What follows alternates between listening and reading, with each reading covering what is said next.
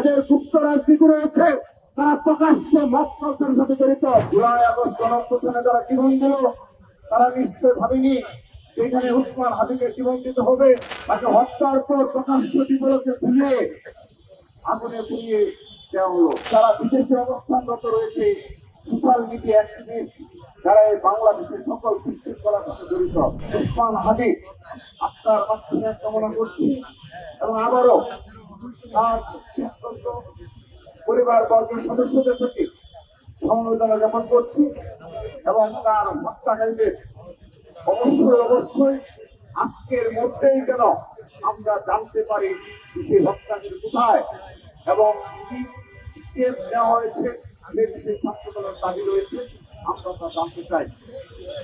কিন্তু এই ঘটনা প্রবাহের মাঝে আমরা দেখেছি বিগত ১.৫ বছরের অধিক সময়ে যে মবকেশী চলমান রয়েছে ৫ আগস্ট পরবর্তী বাস্তবতায় একটি বিশেষ গোষ্ঠী যারা সোশ্যাল মিডিয়ার প্রপাগান্ডাবাদ বাহিনী এবং ইসলামের একটি অংশ, ইসলাম ধর্মের একটি অংশকে ক্ষতি করে এবং যারা মবকে ক্ষতি করে রাজনীতি করে তাদের প্ররোচনায় তাদের প্রত্যক্ষ ইন্ধনে ময়মনসিংহের ভালুকায় একজন কৃষক শ্রমিক তিনি সত্যি অর্থে কোনো অপরাধ করেননি এবং ধর্ম করেননি এবং করেনি বলে প্রচারমান হয়েছে, কিন্তু তাকে কে বা তারা একটা বিশেষ ইন্ধনে তার করুণ পরিণতি ঘটল। তাকে হত্যার পর প্রকাশ্য দিবসকে ভুলে আগুনে পুড়িয়ে দেওয়া হলো। কতটা হিংস্র, কতটা নৃশংসতা এটি ভাষায় প্রকাশ করার মতো নয়। এই বাংলাদেশ নিশ্চয়ই আমরা ৫ আগস্টের পরবর্তী বাস্তবতায় কখনো কল্পনাও করিনি। আমরা সেই সাথে আরেকটি ঘটনা এটি ভাষায় প্রকাশ করার মতো নয়।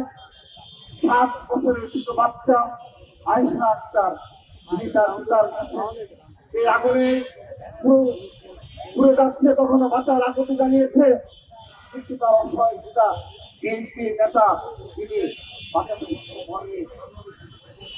এই বাংলাদেশকে আমরা চেয়েছিলাম, আমরা এই বাংলাদেশ চাইনি।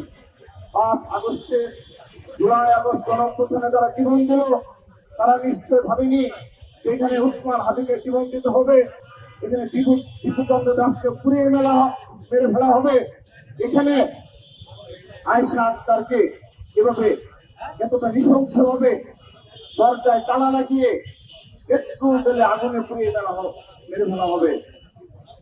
আমরা দেখেছি এই ছোট বাচ্চা আয়েশা চাকতি এগুলো অবশ্যই পুরো দেশবাসীকে ছুঁয়ে গেছে, পুরো ছাত্র সমাজের হৃদয়কে ছুঁয়ে গেছে। কিন্তু আমরা দেখি ছোট কোনো ঘটনায় একটি বিশেষ গোষ্ঠী এবং তারা বিদেশে অবস্থানরত রয়েছে সোশ্যাল মিডিয়া অ্যাক্টিভিস্ট যারা এই বাংলাদেশের সকল বিশৃঙ্খলার সাথে জড়িত, তাদের হৃদয়কে ছুঁয়ে যায় না এই ঘটনা। একটি ছোট কোনো ঘটনাকে তারা মিথ্যা অপবাদ প্রপাগান্ডা কিংবা শুধুমাত্র কল্পনা প্রসূত ভাবে তারা বিএনপিকে দায়ী করে অনেক ধরনের অপবাদ ইতিমধ্যে সংগঠিত করেছে। কিন্তু বিএনপি নেতার কন্যা সন্তান হওয়ার কারণে তাদের হৃদয় ছুঁয়ে যায় না। বিএনপি নেতার কন্যা সন্তান হওয়ার কারণে তারা এই বিষয়ে প্রতিবাদ পায় না। আমরা ধিক্কার জানাই এই ধরনের মানসিকতা। আমরা অবগত রয়েছি যে তারা এই ধরনের মানসিকতায়, এই ধরনের বিকৃত মানসিকতায় ধারণ করে তারা একটি বিশেষ গোষ্ঠীর এজেন্ডা বাস্তবায়নের জন্য তারা যুক্ত হয়েছে। তারা সত্যিকার অর্থে মানবিক নয় এবং তাদের মধ্যে কোনো মনুষ্যত্ব বলে কিছু নেই। এ ধরনের সমাজ ব্যবস্থা কায়েমের জন্য যারা চেষ্টা চালিয়ে যাচ্ছে, এ ধরনের কুপ্রবাদ, এ ধরনের কালচার যারা প্রতিষ্ঠায় লিপ্ত রয়েছে, তাদেরকে প্রতিরোধ করার জন্য, তাদেরকে প্রতিহত করার জন্য আমরা সর্বশক্তি নিয়োগ করব। ছাত্রদল সর্বশক্তি নিয়োগ করে তাদেরকে প্রতিহত করবে ইনশাআল্লাহ।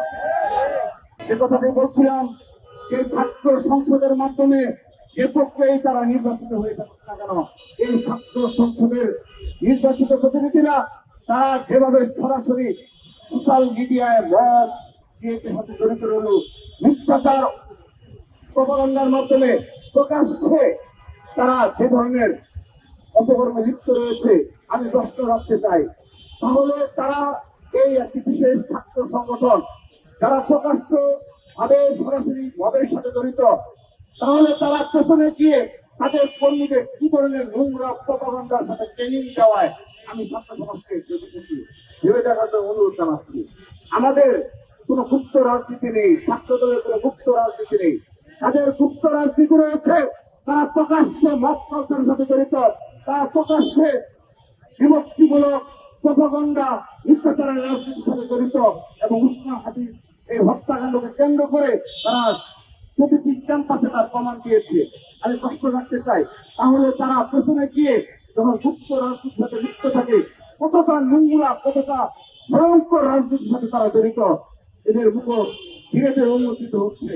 আমরা কোন উগ্র কোন মানসিক ভাবে বিকৃত মানুষরা যাতে আমাদের ধর্মকে পুঁজি করে উচ্ছৃঙ্খলা তৈরি করতে না পারে, সেজন্য আমাদের সবার সচেতন থাকতে হবে।